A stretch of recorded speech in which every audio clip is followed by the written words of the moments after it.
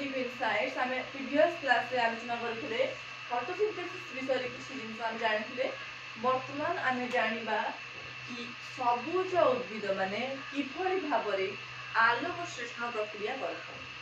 सबुज उद्भिद माने फोटोसिंथेसिस बा आलोक श्लेषण प्रक्रिया रे सूर्यଙ୍କ पाखु किरण आनिकी हरित लवकरे खनिज लवण द्वारा माटीरू खाद्य प्रस्तुतिकरण करिथांती।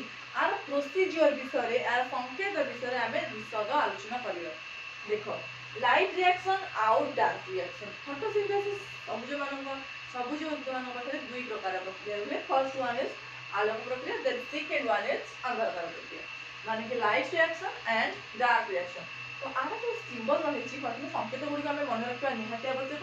लॉग क्वेश्चन हेले ए सब गुड़ी को आमे पूरा डिटेल रे लिखिया पड़ियो फल रे आमे फुल मार्क पाई परबो।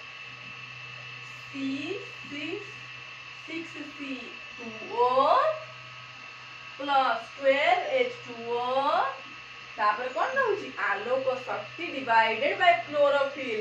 देन कोन आंसर आसला C6H12O6 and 6H2O एटा हमर आसीला आंसर जोटा कि आमे जानिया वर्तमान सबुज उद्भिद माने किभଳି भाबरे आलोक शोषण करथांती।